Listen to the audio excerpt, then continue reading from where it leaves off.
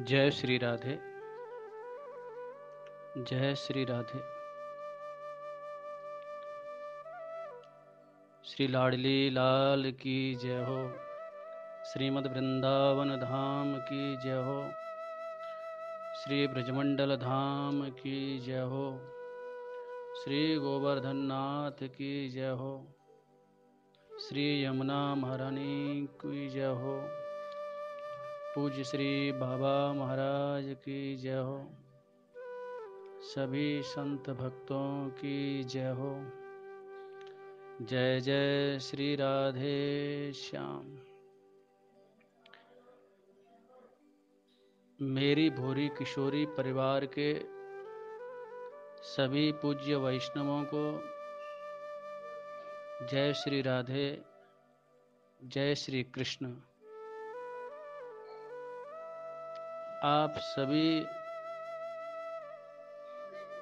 वैष्णव महानुभावों की पवित्र प्रेरणा से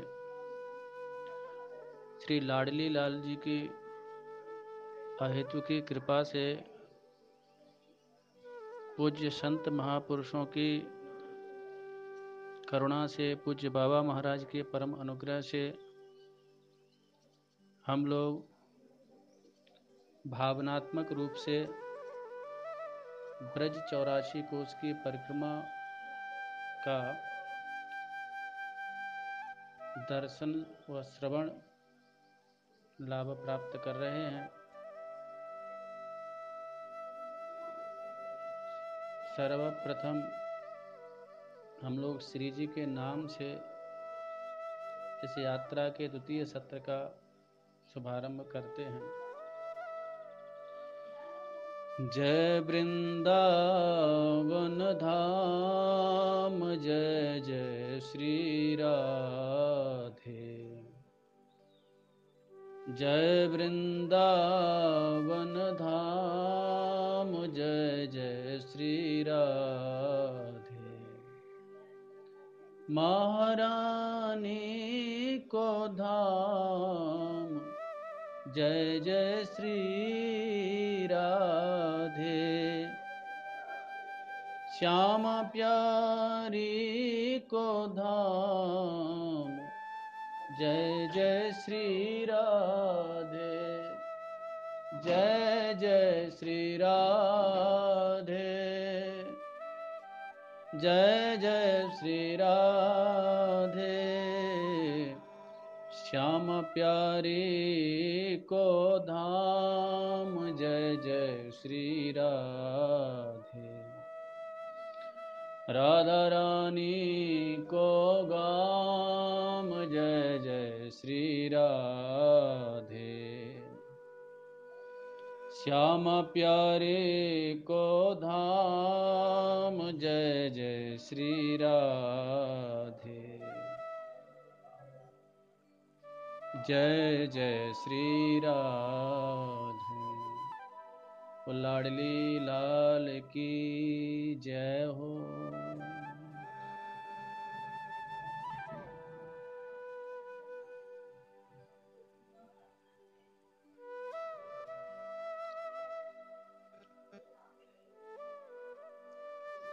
श्री जी की कृपा से, श्री लाडली लाल जी की कृपा से धाम की महिमा का प्रकाश अंतःकरण में होता है। यह प्रसंग जाने को धाम की महिमा विलक्षण है, अद्भुत है। यहाँ का कण कण श्री जी ठाकुर जी के चरणों के दिव्यतम प्रेम को प्रदान कराने में सर्वथा समर्थ है। धाम का आश्रय लिए बिना युगल सरकार के चरणों में प्रीति का उदय सर्वथा कठिन है। तो श्री जी कृपा करती हैं। श्री जी की कृपा से ही, उनकी करुणा से ही धाम के प्रति आस्था का उदय होता है। महापुरुषों ने कहा है, जिनको वृंदा विपिन है, कृपा तिन्हीं की होय, वृंदावन में तभी तो रह न पाई है सोय। यह दिव्यतम वृंदावन धाम की जो अधिष्ठात्री देवी हैं, जब उनकी कृपा का उदय होता है, बिनु कुंवर कृपा को पावे जू, अति सरस बनो बरसानो जू, ये महापुरुषों ने कहा है। यह दिव्यतम वृंदावन, यह ब्रजधाम ब्रह्मा जी की सृष्टि से सर्वथा पृथक है। प्राकृत ब्रह्मांड प्राकृत सृष्टि से सर्वथा पृथक है। यह चिन्मय है, यह दिव्य है, यह गुणातीत है, यह सर्वथा भगवत स्वरूप है। न्यारो चौदह लोक ते, श्री ध्रुवदास जी महाराज 42 लीला में वर्णन करते हैं। न्यारो चौदह लोक ते, वृंदावन निज भवन, तहान कबहू लगत है महाप्रलय की कौन। महाप्रलय में संपूर्ण चराचर ब्रह्मांड विनष्ट हो जाता है, लेकिन यह दिव्यतम भूमि चूंकि चिन्मय है, प्राकृत भावों से सर्वथा रहित है, इसीलिए यह सर्वथा शाश्वत रूप में विराजमान रहती है। 12 पुराण के अनुसार जब भगवान पृथ्वी का उद्धार करके और जब अपने दष्टाओं पर विराजमान करके ला रहे थे, तो जब पृथ्वी देवी को रसातल से ऊपर 12 भगवान लाए और वहाँ पर 12 भगवान ने जब देखा, पृथ्वी के मन में थोड़ा सा अभिमान का उदय हुआ है कि देखो सबका आधार तो मैं ही हूँ, सारी चराचर सृष्टि का आधार मैं ही हूँ, मेरे बिना भगवान की सृष्टि का कोई दूसरा आधार नहीं हो सकता। जब बाहर आई तो यहाँ श्रीमद् वृंदावन धाम में जो दिव्य 12 घाट है, जब यहाँ पर उन्होंने दर्शन किया कि बड़ी सुंदर वृक्षावली है, लताएं हैं, कुंज हैं, उनका दर्शन करके पृथ्वी देवी ने कहा कि नाथ, मैं तो यहाँ आपके समीप में हूँ, मुझसे अतिरिक्त ये सब वृक्ष लता आदि का दर्शन कैसे हो रहा है बिना मेरे।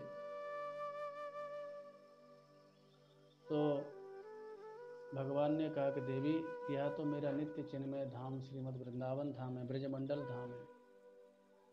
यह प्राकृत पृथ्वी जल तेज वायु आकाश से सर्वथा पृथक है।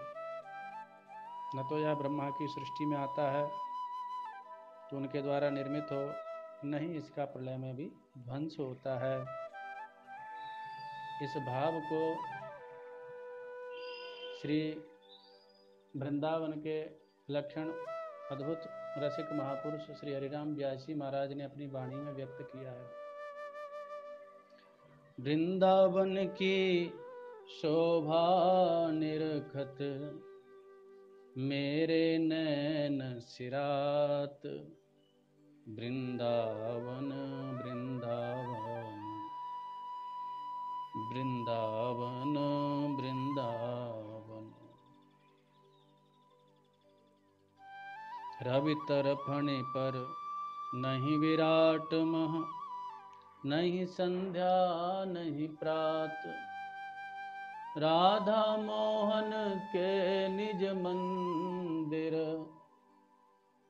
राधा मोहन के निज मंदिर, महाप्रलय नहीं जात, वृंदावन वृंदावन वृंदावन वृंदावन।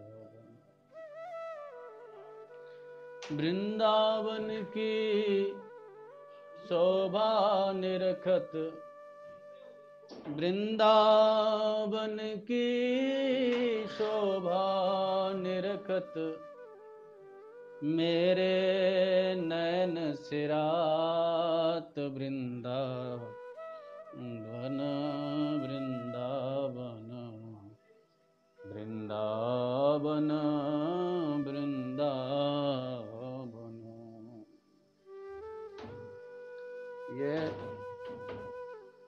श्री हरिराम व्यास देवाचार्य जी महाराज ने अपनी वाणी में धाम की महिमा का प्रकाश किया है, धाम की महिमा को गाया है।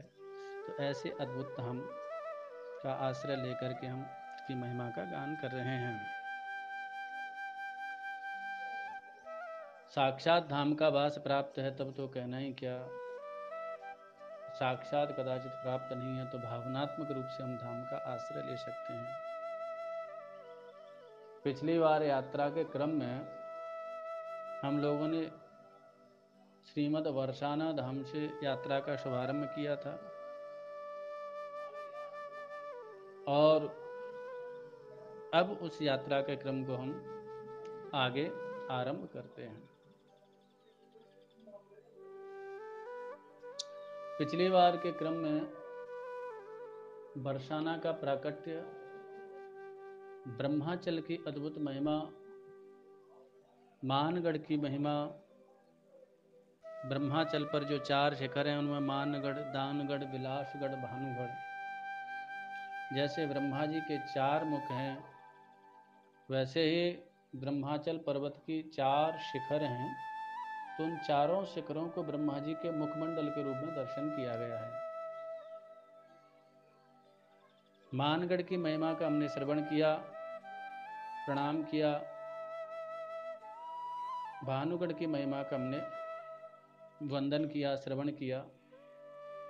अब हम आगे तृतीय विलासगढ़ की लीला का श्रवण करते हैं।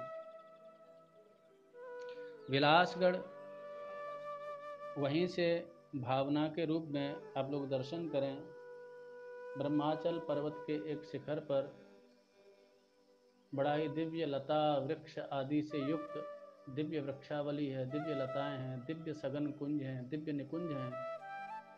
वहाँ पर दिव्य जूही मल्लिका आदि के पुष्पों की सुगंध जो है, सुगंधी से संपूर्ण वह कुंज निकुंज प्रदेश सुवासित हो रहा है। श्री जी ठाकुर जी वहाँ पर नित्य विराजमान हैं और विलासगढ़ पर अनेक श्रृंगार रस की लीलाएं संपादित हुई हैं। यहाँ कभी सखियाँ श्री जी को राजवेश धारण करा देती हैं, छत्र आदि धारण करती हैं। ललिता जी मंत्री के रूप में वहाँ पर विराजमान होती हैं। विशाखा जी चमर ग्रहण करती हैं और जैसे राजा की राज्यसभा का दर्शन होता है इस प्रकार से वहाँ पर ये लीलाओं का संपादन करती हैं। सबसे पहले हम विलासगढ़ को प्रणाम करते हैं। प्रणाम मंत्र है, वहीं से भावनात्मक रूप से हम लोग विलासगढ़ के दिव्य लता कुंज आदि से आविष्टित उस ब्रह्माचल पर्वत के दिव्यतम शिखर पर हम लोग वहाँ पर उपस्थित होते हैं, उसका दर्शन करते हैं और प्रणाम करते हैं हाथ जोड़ करके। विलास रूपिणे तुभ्यं नमः कृष्णाय ते नमः सखी वर्ग सुखाप्ताय क्रीड़ा विमल दर्शिने। ये ब्रज भक्ति विलास में विलासगढ़ को प्रणाम करने का मंत्र प्राप्त होता है। सखी समुदाय को सुख देने के लिए विमल क्रीड़ा करने वाले क्रीड़ा विलास रूपी श्री कृष्ण को नमस्कार है। ब्रज प्रेमानंद सागर आदि ग्रंथों में विलासगढ़ पर अनेक श्रृंगार रस की लीलाओं का वर्णन प्राप्त होता है। कबहू गढ़ विलास सुख राचें, गिर की शिखर हिंडोरे राचें। और उन अनेक लीलाओं में श्री जी की सखियों के साथ में जो झूलन लीला है, क्योंकि श्रावण मास है तो श्रावण मास में अद्भुत वहाँ पर जो झूला की लीला है, श्री जी झूला पर विराजमान होती हैं।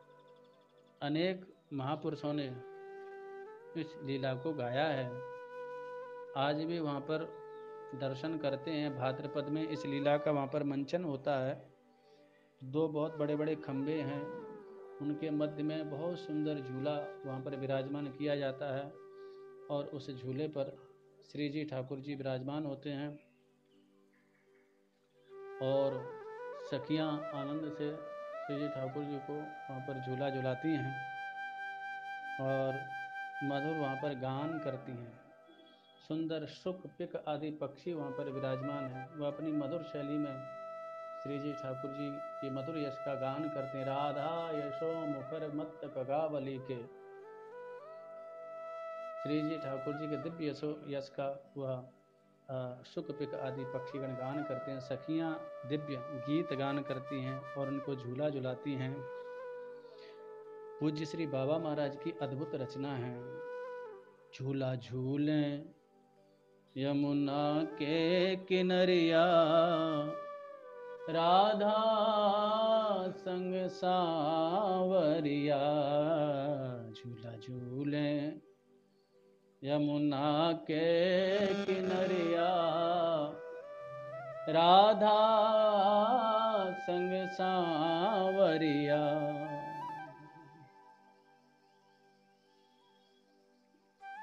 झूला झूलें यमुना के किनरिया, राधा संग सांवरिया।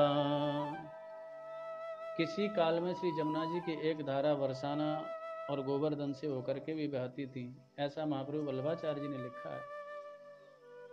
उसी भाव का झूला झूलें बिलासगढ़ उपरिया, राधा संग सांवरिया। झूला कदम की डारन डार्यो, झूला फूलन ते संवार्यो।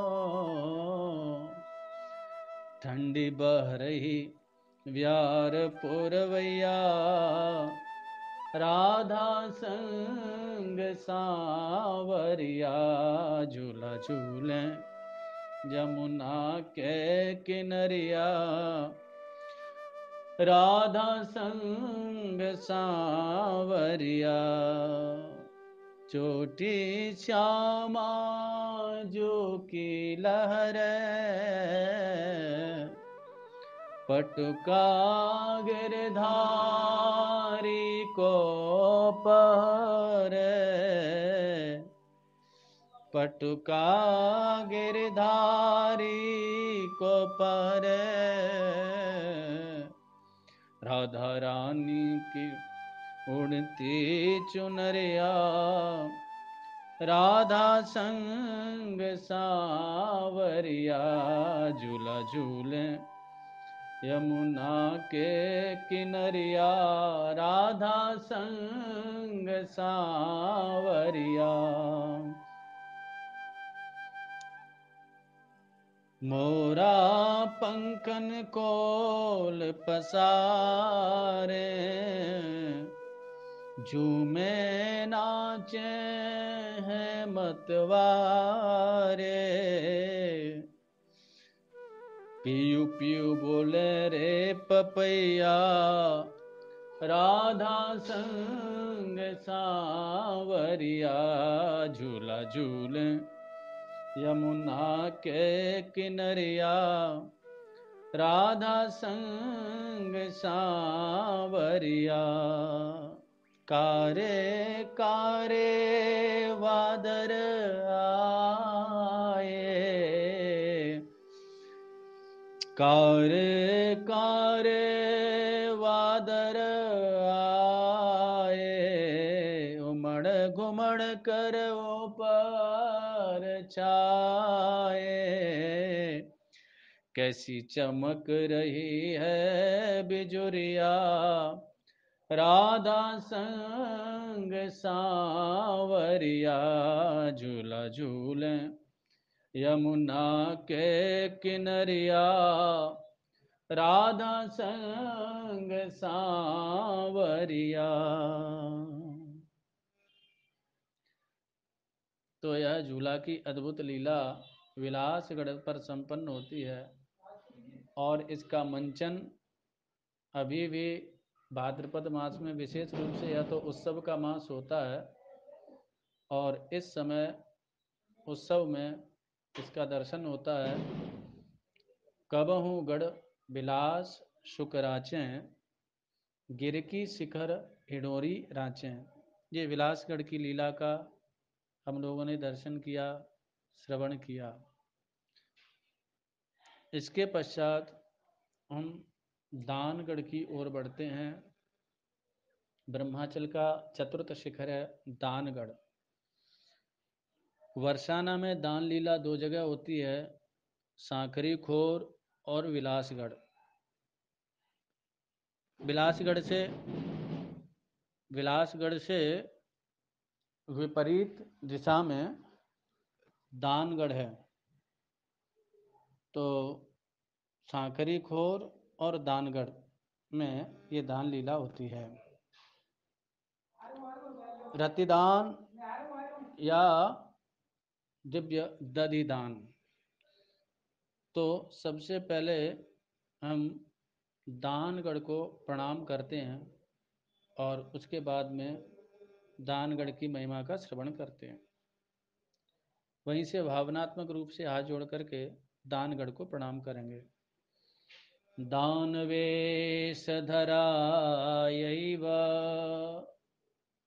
दध्युपास्याभिलाषिणे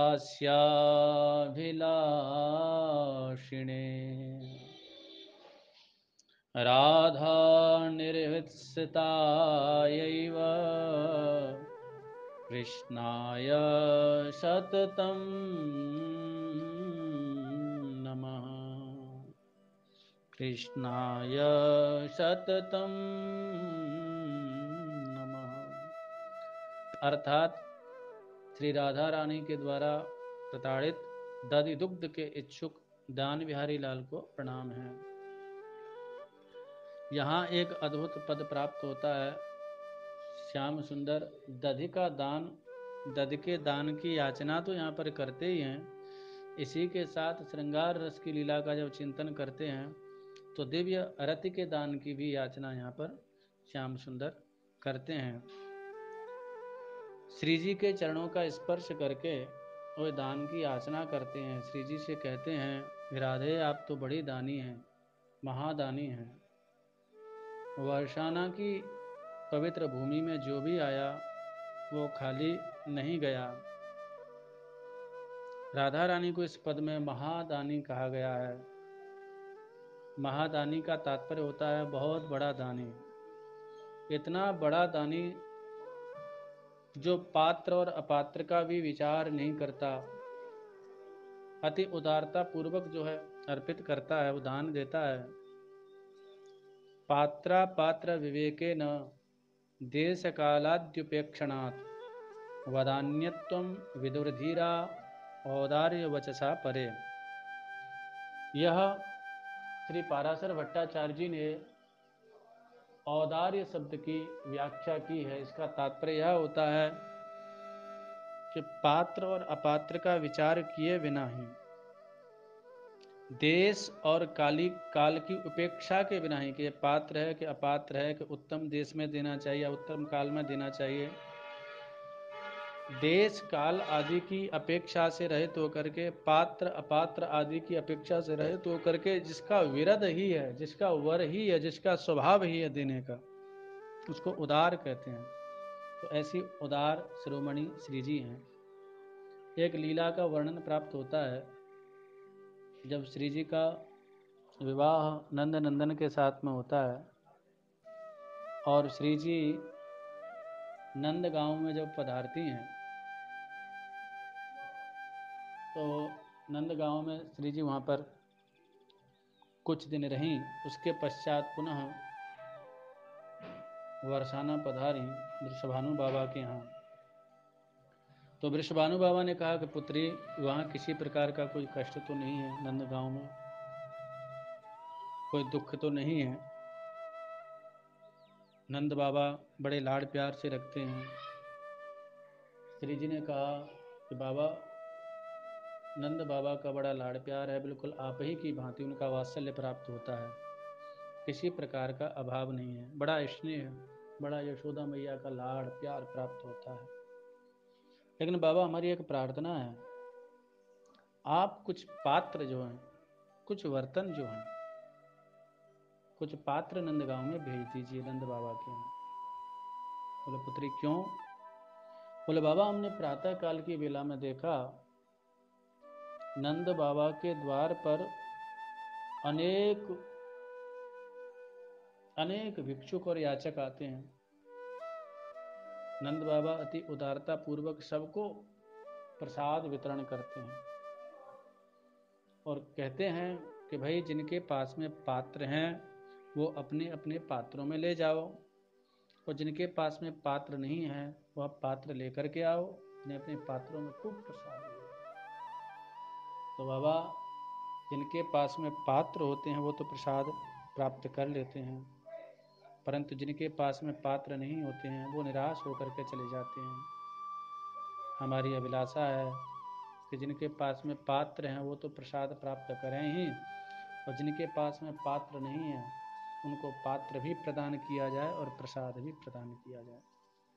अर्थात ठाकुर जी के यहाँ पात्रा पात्र का विवेक है, लेकिन श्री जी ऐसी अद्भुत अद्भुत करुणामयी हैं श्री जी कि कदाचित कोई पात्र नहीं है ठाकुर जी की कृपा का, तो ऐसे अपात्र को भी पहले पात्रता प्रदान कर देते हैं और पात्रता प्रदान करके फिर ठाकुर जी की कृपा का भाजन उसको बना देते हैं।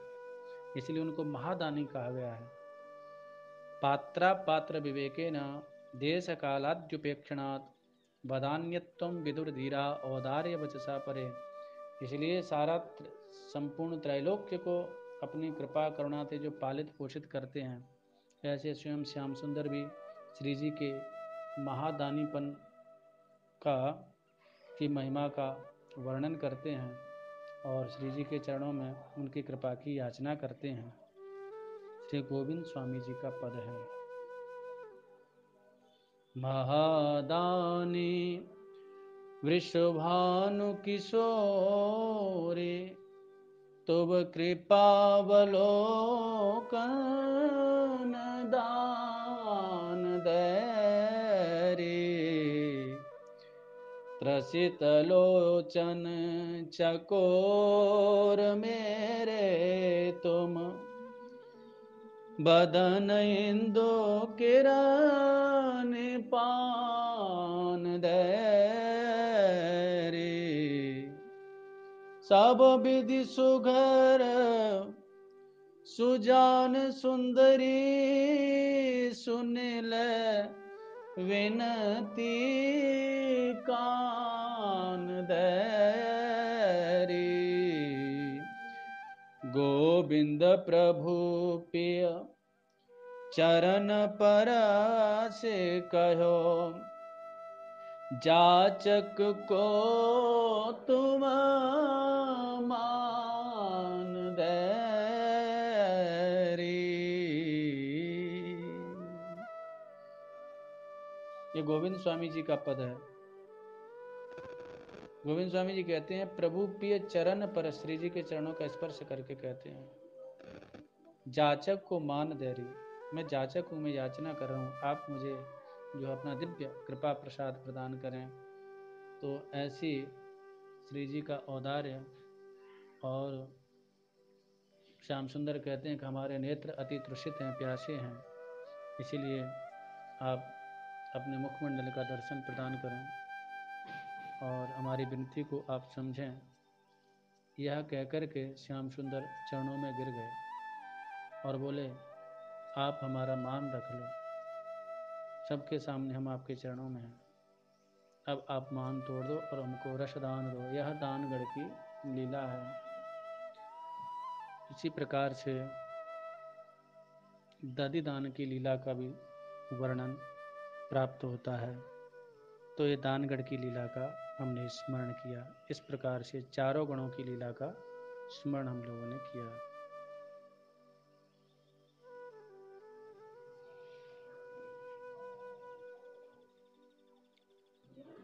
आगे हम लोग गह्वर वन का दर्शन करते हैं।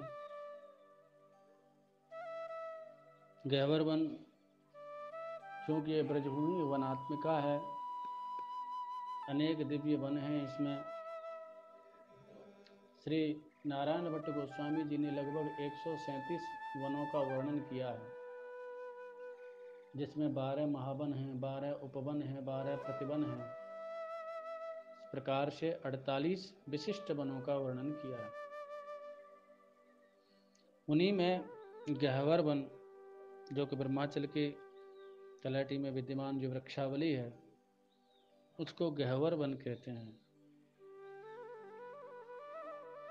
गह्वर वन युगल सरकार का नित्य विहार स्थल है। गह्वर वन को प्रणाम किया है, प्रार्थना करते हैं। प्रथम गह्वर वन को प्रणाम करते हैं हम लोग। गह्वराख्याय रम्याय कृष्णलीला विधायिने गोपीरमण सौख्याय वनाय च नमो नमः। यत्र गह्वरकं नाम वनं द्वन्द्वमनोहरम् नित्यकेलिविलासेन निर्मितं राधया स्वयं। इसका तात्पर्य है, ये जो गह्वर वन है, ये श्री जी की नित्य वाटिका है। सुरम्य, अति सघन है। यत्र माने जहाँ बरसाने में गह्वर वन है, जिसे श्री राधा ने स्वयं अपने नित्य केली विलास के निमित्त बनाया है। जो कि द्वंद्व मनोहरम, द्वंद्व माने युगल सरकार के मन का हरण करने वाला है। ऐसी दिव्य उसकी मधुरमा है, सुषमा है, शोभा है।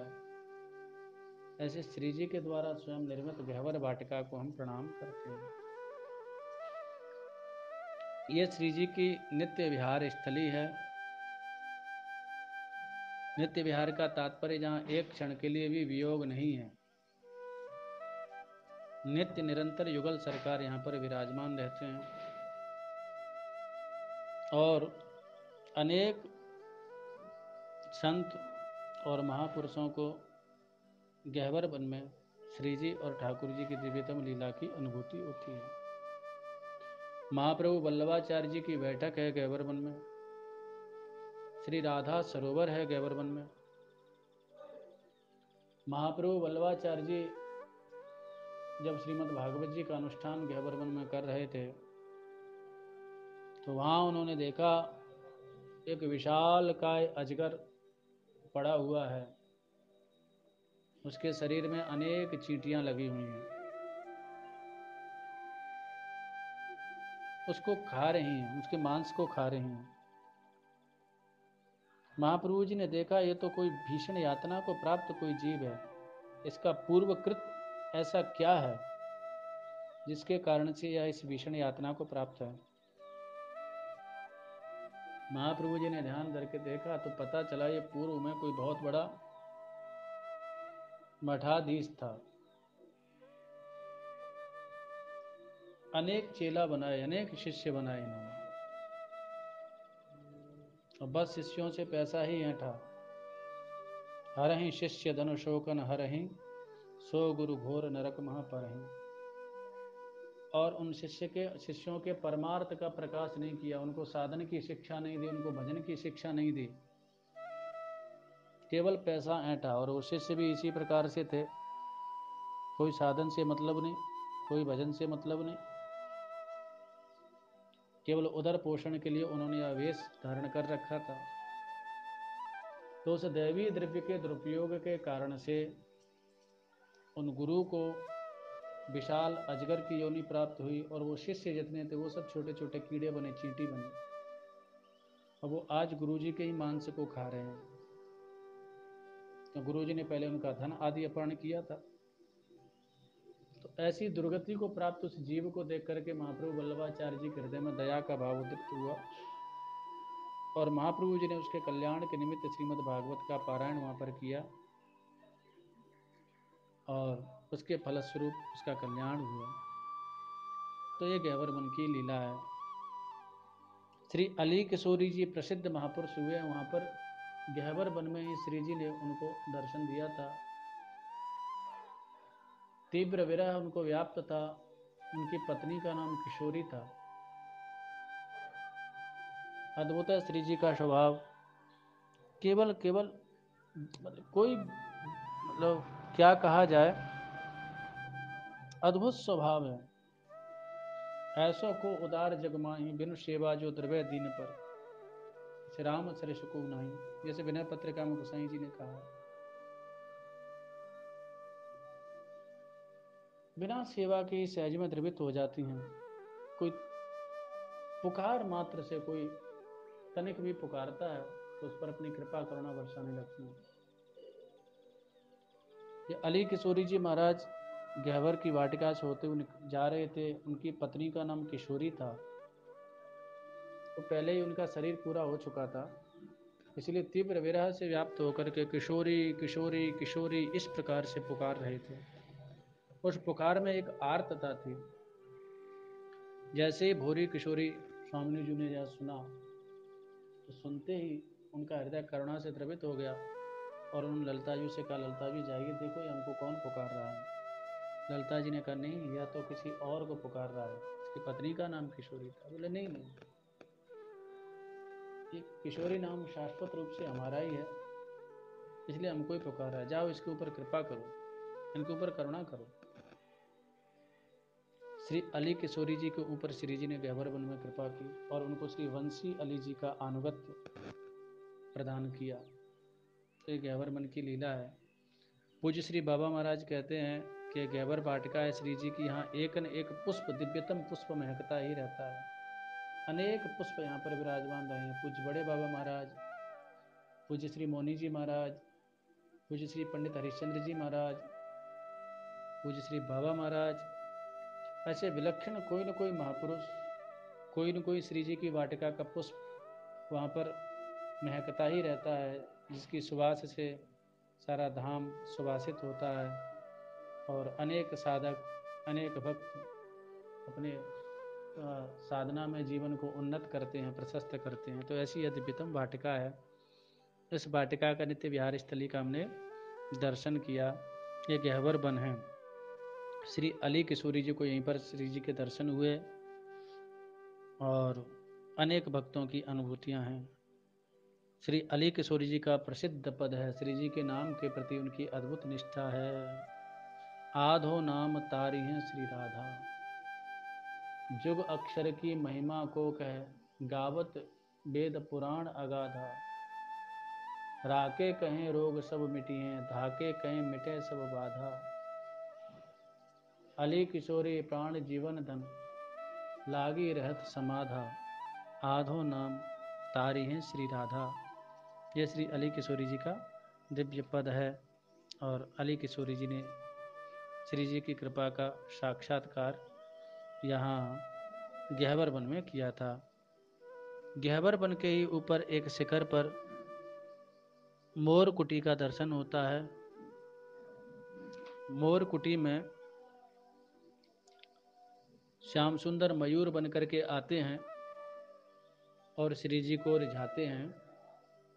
मयूर कुटी को प्रणाम करने का मंत्र है, किरीटिने नमस्तुभ्यं मयूर प्रियवल्लभ, सौरम्यायै महाकुट्यै, शिखंडे पदविस्मने। तात्पर्य, मयूरों के प्यारे अति रमणीक मयूर कुटी एवं मोर मुकुटधारी आपको भी नमस्कार है। दानगढ़ की चोटी से आगे ही मयूर कुटी है।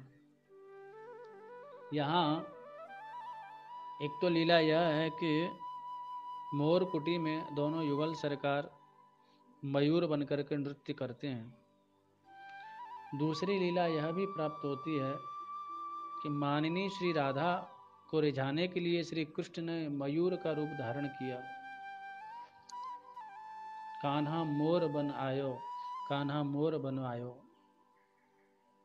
अद्भुत मयूर से आकर्षित होकर के श्री जी ने कहा, अरे यह मयूर तो ऐसा ही नृत्य, बड़ा विलक्षण नृत्य करता है, ऐसा ही नृत्य तो हमारे प्यारे करते हैं। यह सुनकर के मयूर अपने मयूर रूप को छोड़ करके श्री कृष्ण के रूप में प्रकट होते हैं और बोलते हैं, मैं ही तो आपका प्यारा हूँ। बस दोनों हंस गए एवं मिलन हो गया। फिर दोनों ने ही मयूर नृत्य किया। एक लीला यह भी है कि गह्वर वन के मोर वहाँ आते हैं तो किसी को श्री जी कहती हैं कि यह मेरा मोर है, और किसी को ठाकुर जी कहते हैं कि यह मेरा मोर है। दोनों में होड़ लगती है कि किसका मोर अच्छा नाचेगा। श्री जी अपने मोर को नचाती हैं और ठाकुर जी अपने मोर को नचाते हैं। इस तरह से मोर कुटी पर मयूर लीला हुई। मोर कुटी पर दिव्य रासमंडल है। भावना में हम रासमंडल का दर्शन करते हैं और प्रणाम करते हैं। नमः सखी समेताय राधा कृष्णाय ते नमः विमलोत्सवदेवाय ब्रजमंगल हेतवे। अर्थात समस्त सखी गणों के सहित जुगल श्री राधा कृष्ण को नमस्कार है। जहाँ मयूर संबंधित अन्य लीलाएं भी हुई हैं जो चित्त को अति आह्लाद प्रदान कराने वाली हैं। श्री स्वामी जी ने केलीमाल में अनेक स्थलों पर इस लीला का गान किया है। जहाँ मोर कांच बांधे नृत्य करत होड़ परी मोरन अरु श्याम ही नाचत मोरन संग श्याम मुदित श्यामा ही रिझावत। ये श्री स्वामी जी ने केलीमाल जी में इन लीलाओं का स्मरण किया है। इसी क्रम में हम लोगों ने मोरकुटी का स्मरण किया और मोरकुटी से आगे अब हम सांखरी खोर की लीला का स्मरण करते हैं। खोर सांखरी या खोर सांखरी बिलासगढ़ के नीचे पर्वत, दोनों पर्वतों के बीच में, पर्वत के बीच में एक छोटा सा मार्ग है, पर्वतीय मार्ग, जिस पर एक बार में एक ही व्यक्ति ढंग से निकल सकता है। तो बड़े वहाँ दौड़ नहीं सकता है कोई, बड़े आराम से। तो वहाँ पर दोनों तरफ दो पर्वत हैं। उन पर्वतों पर श्याम सुंदर अपनी सखाओं के साथ में विराजमान हो जाते हैं और वहाँ से सखियाँ निकलती हैं। तो खोर सांखरी में भगवान उनकी मटकी फोड़ते हैं और मक्खन प्राप्त करते हैं दान के रूप में। और वहाँ पर बड़ी अद्भुत लीला भाद्रपद मास में आज भी उस लीला का मंचन होता है। तो खोर सांखरी को प्रणाम करने का मंत्र है दधिभाजन शीर्षास्ता गोपिका कृष्ण रुंदिता तासाम गमागमौ स्थानौ ताभ्याम नित्यम नमश्चरेत। इस मंत्र का भाव यह है, गोपियाँ अपने शीश पर दधी का मटका लेकर चली आ रही हैं और श्री कृष्ण ने उनको रोक रखा है। उस स्थान को नित्य प्रणाम करना चाहिए जहाँ से गोपियाँ आ रही हैं। वस्तुतः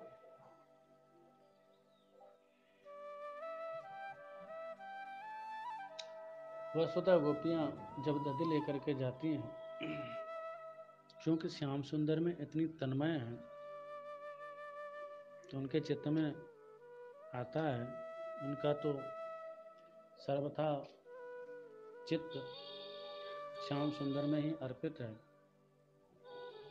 तो वह भी मन में भाव व्यक्त करती हैं, चलो सखी तहाँ चालिए जहाँ बसे ब्रजराज माखन बेचत हरि मिले एक पंथ दो काज।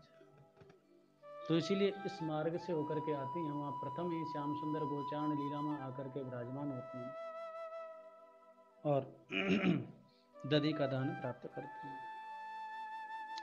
जब दधी विक्रय के लिए गोपियाँ जाती हैं तो चित्त की ऐसी तन्मय अवस्था है, रोम रोम में श्याम समाये हुए हैं। गर्ग संहिता में प्राप्त होता है, दधि विक्रियार्थम यान्त्यस्ताः कृष्ण कृष्णेति चाब्रुवन् कृष्णे ही प्रेम संसक्ता भ्रमंत्यः कुंज मंडले। दधि विक्रय के लिए जा रही हैं, देखो कैसी कृष्णमयता है। कृष्ण कृष्णेत चाब्रुवन, वाणी से निरंतर निरंतर कृष्ण कृष्ण कृष्ण ऐसा उच्चारण करेंगे। कृष्णे ही प्रेम संसक्ता भ्रमंत्य कुंज मंडले, और संपूर्ण ब्रजमंडल में कृष्ण मई होकर के भ्रमण कर रही हैं, घूम रही हैं। ददिलो यह भूल जाती हैं, और गोपाल लो गोविंद लो यह वहाँ पर चिल्लाने लग जाती हैं, गाने लग जाती हैं। बड़ी सुंदर पूज्य श्री बाबा महाराज की अद्भुत रचना है।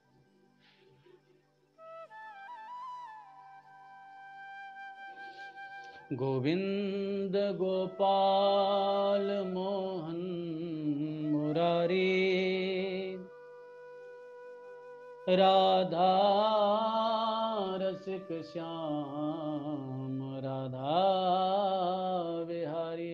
ये प्रेम की उच्चतम अवस्था है। इसलिए प्रेम को परिभाषित करते हुए श्री नारद जी महाराज ने नारद भक्ति सूत्र में कहा है, तद प्राप्य तदेव अवलोकयति तदेव भासयति तदेव चिंतयति तदेव शृणोति।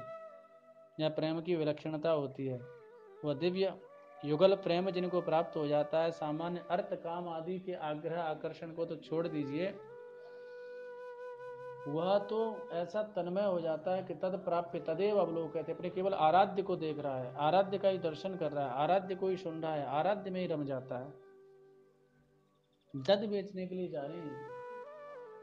या दोहने वहनने मथनोपलेप प्रेंखेंक नारवरुदितो क्षण मार्जनादौ गायन्ति चैन मनुरक्त दियोश्रुकंठो धन्या ब्रजस्त्री उरुक्रम चित्तयाना। सुखदेव जी महाराज ने इस भाव का स्मरण किया।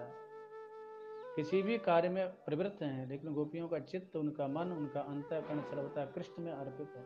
इसलिए तो श्री कृष्ण ने कहा मन मनस्का मत प्राणा, अथवा रास पंचाध्याय में कहते तन मनस्काः तदालापाः तद विचेष्टाः तदात्मिकाः तद गुणानेव गायन्त्यो नात्मा गाराणि संस्मरो। यही दिव्य गोपी भाव है, यही दिव्य गोपी प्रेम है।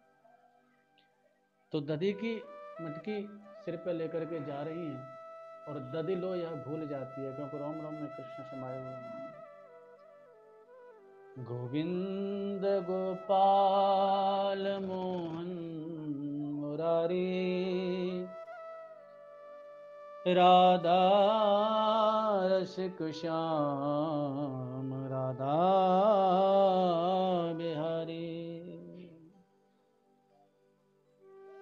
दधि बेचन को गोपी चली है, हरि लो ये कहते दधि लो ये भूली। यही गीत गाते वो जाते दीवानी, राधा रसिक श्याम राधा बिहारी। गोविंद गोपाल मोहन मुरारी, राधा रसिक श्याम राधा बिहारी। तो दद लेकर के और वहाँ से निकलती हैं, ऐसा दिव्य भाव रहता है। सांकरी खोर से होकर के निकलती हैं। तो श्याम सुंदर अपने मित्रों के सहित वहाँ पर विराजमान होते हैं, और वहाँ श्याम सुंदर के मित्र देखते हैं सखियाँ दध लेकर के आई, तो मन चुका आदि चिल्लाते, अरे कन्हैया देखो ये बरसाने वारी सखियाँ यहाँ पर आई हैं मक्खन लेकर के, और वहाँ पर बड़े अधिकार पूर्वक श्याम सुंदर दधी का दान मांगते हैं। और वहाँ पर मटकी फोड़ लीला आज भी राधाष्टमी के 3 दिन बाद एकादशी को शुक्ल पक्ष में भाद्रपद मास में आज भी उस लीला का मंचन होता है।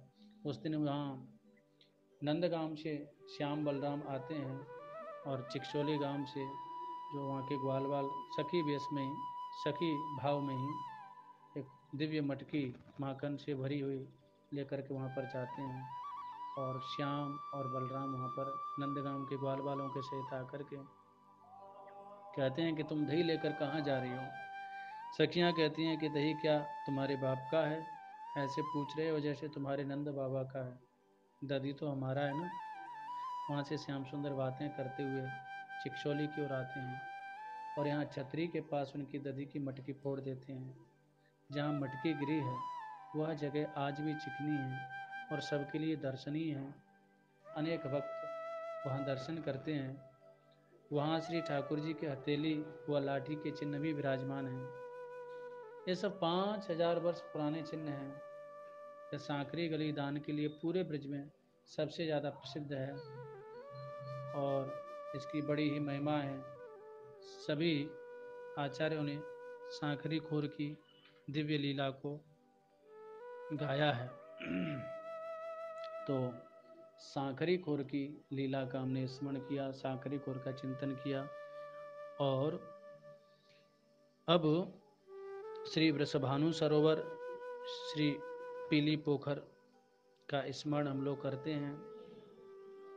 पीली पोखर जहाँ पर विवाह के पश्चात श्री जी ने अपने हाथ धोए थे, मेहंदी के हाथ, तो इसीलिए आज भी पीली पोखर पर दिव्य प्रतिमा उस जल में रहती है और अद्भुत लीला स्थली वहाँ पर नौका विहार लीला प्रतिवर्ष होती है। पीली पोखर को लोग प्रिया कुंड भी कहते हैं। श्री जी की बाल लीला का भी संकेत पीली पोखर पर प्राप्त होता है। और सबसे विलक्षण जब होली के लिए नंदगांव के ग्वारिया जब आते हैं तो उनका स्वागत बरसाने वाले वहीं पीली पोखर पर ही करते हैं। उसको यहीं पर पाक कसकर ढाल लेकर जब वो चलते हैं तो आगे उनका स्वागत होता है, जिसे मुँह मिडी कहते हैं। यह प्रतिवर्ष होता है। तो ये पीली पोखर का हम लोगों ने स्मरण किया है। बहुत दिव्यतम लीला स्थल है। आगे वृषभानु सरोवर है। वृषभानु सरोवर का तात्पर्य है, यहाँ वृषभानु बाबा नित्य स्नान करते थे और स्नान के पश्चात यहीं से समीप में ब्रजेश्वर महादेव हैं। तो ब्रजेश्वर महादेव की उपासना के लिए जाते थे, भगवान शंकर की उपासना करते थे। वृषभानु सरोवर को प्रणाम किया है ब्रज भक्ति विलास में। हम लोग वृषभानु सरोवर का स्मरण करते हैं। मध्य में प्रायः विलुप्त ही हो गया था यह सरोवर। पूज्य श्री बाबा महाराज ने इस सरोवर को पुनः प्रकट किया, इसको उसका मूर्त स्वरूप प्रदान किया। आज वह दिव्य स्वरूप में दिव्य जल राशि से भरा हुआ वो सरोवर एक दिव्य दर्शन के दर्शनीय रूप में वहाँ पर उपस्थित है। दर्शन करते हैं अनेक भक्त लोग, प्रणाम करते हैं वृषभानु सरोवर को।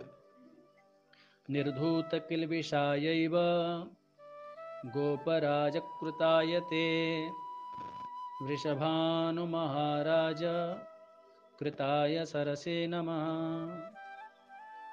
भानु सरोवर जो श्री वृषभानु जी का सरोवर है उसको प्रणाम करते हैं और उसमें स्नान करने से समस्त कायिक वाचिक और मानसिक पाप नष्ट हो जाते हैं। यह सरोवर वृषभानु जी के द्वारा निर्मित है। ऐसे सरोवर को हम प्रणाम करते हैं। भानु सरोवर, इसको वृषभानु सरोवर कहते हैं, भानोकर भी कहते हैं। यहाँ पर श्री जी नित्य क्रीड़ा करती हैं। श्री ब्रज प्रेमानंद सागर ग्रंथ में वर्णन आता है, कबहूँ भान सरोवर तट में झूलें फूलें सखी संगठ में, श्री राधा अतिमिट बोलनी पुर उपवन बन खेलन डोलनी, कबहूँ शकिन संग लय भीर खेलन जाई सरोवर तीर। तो यहाँ की स्नान लीला स्वामी जी ने गाई है। स्वामी श्री हरिदास जी महाराज ने नंदलाल ललिता जी से जानबूझकर श्री जी का परिचय पूछते हैं। श्री ललिता जी उत्तर में नंदलाल के गांव को बाबरों का गांव बताती हैं। नंदगांव तो पागलों का गांव है, बोले बाबरों का गांव है। इस पर नंदलाल सरोवर में चुबकी लेकर के सबको चौंका देते हैं। स्वामी जी का भाव है, कहो यह काकी बेटी कहा धो कुंवर को नाव, तुम सब रहोरी हो ही उतर दे हो, चलकिन जाओ ढोटा बाई बाबरे है गाँव, तब सक मिल चिरका खेलन जो लागी, तोलो तुम रहोरी जोलो हो न्याऊ। श्री हरिदास के स्वामी श्यामा कुंज बिहारी ले बुड़की गरे लाग, चौक परी कहाँ हो जाऊं। केलीमाल जी में पद संख्या 83 में इस लीला का स्मरण किया गया है। ये वृषभानु सरोवर का स्मरण किया। समीप में ही कीर्ति सरोवर है, जहाँ कीर्ति मैया स्नान करती हैं। कीर्ति सरोवर को भी हम लोग प्रणाम करते हैं। नमः कीर्ति महाभागे सर्वेषां गोब्रजौकसां सर्वसौभाग्यदे तीर्थे सुकीर्ति सरसे नमः। एक कीर्ति सरोवर को प्रणाम किया है। समीप में ही हम लोग ब्रजेश्वर महादेव को प्रणाम करते हैं। शिव जी वृषभानु बाबा के उपास्य के रूप में वहाँ पर विराजमान हैं। ब्रजेश्वराय ते तुभ्यं महारुद्राय ते नमः व्रजौकसां शिवार्थाय नमस्ते शिवरूपिणे। तात्पर्य है, जिन महादेव का नाम ब्रजेश्वर है और जो ब्रजवासियों के कल्याण के लिए यहाँ सदा विराजते हैं, और जिनका नाम शिव है, ऐसे शिव रूपी ब्रजेश्वर को हम प्रणाम करते हैं। ये बड़े प्राचीन हैं, वृषभानु जी के समय से हैं। महाराज वृषभानु जी वृषभानु सरोवर से नहा करके नित्य इनकी पूजा करते हैं। समीप में ही रावण वन है, जहाँ पर श्याम सुंदर छाछ रावड़ी आदि की लीला करते हैं, छाक लीला करते हैं। ताहि अहिर की छो हरियाँ छछिया वर छाछ पे नाच नचावा, तो वहाँ पर उसको रावण वन कहा जाता है। समीप में ही पाडर वन है, जहाँ पर सांझी लीला के निमित्त श्री जी पुष्प चयन करती हैं। दिव्य पाडर के पुष्प हैं। सांझी लीला का दिव्य उत्सव यहाँ पर श्री जी के महल में मनाया जाता है। और आज भी ब्रजवासी जो कन्याएं होती हैं, पितृपक्ष में सांझी पूजन करती हैं। श्री जी के महल में भी दिव्य सांझी बनाई जाती है, और तो उसमें पाडर के पुष्प का चयन होता है। कबहू पाडर खंडी जहाँ रचे हिंडोरो ई विदितहाँ, ब्रज प्रेमानंद सागर। महाप्रभु श्री हित हरिवंश चंद्रजू ने भी ये सांझी उत्सव का वर्णन किया है। कुंवर लड़ैती खेल ही सब सखन लिए संग हो, पाडर सखी लखी सखीन में कर पाडर की माला, पाडर के पायंतर लोटत पंचबान की बाला। यहाँ पाडर वन में एक दिव्य रासमंडल भी है, बहुत दिव्य दर्शनीय स्थल है। तो इस प्रकार से आज हम लोगों ने विलासगढ़, दानगढ़, गहवर वन, मोरकुटी, खोर सांकरी, पीली पोखर, वृषभानु सरोवर, कीर्ति सरोवर और पाडर वन आदि की लीला का संक्षिप्त चिंतन किया, और भावनात्मक रूप से इन दिव्य तीर्थ स्थलों का दर्शन किया। और आज यहीं इन्हीं स्थलों को प्रणाम करते हुए हम लोग वाणी को विराम देंगे। आज यहीं इन्हीं लीला स्थलों को प्रणाम करते हुए हम लोग वाणी को विराम देते हैं, और आगे के क्रम में पुनः हम अग्रिम लीला स्थलियों का चिंतन करेंगे। नंदगाम की ओर अब हमारी यात्रा बढ़ेगी, और आगे हम लोग चित्रों का भी चिंतन करेंगे। जो चित्र सहज में प्राप्त हैं, उन लीला स्थलियों के चित्रों को भी हम लोग प्रेषित करेंगे, जिनका सहज में दर्शन सभी को उपलब्ध हो। जय जय श्री राधे श्याम, श्री लाडली लाल की जय हो, श्री राधा रानी की जय हो, श्री भोरी किशोरी की जय हो, सभी वैष्णवों की जय हो।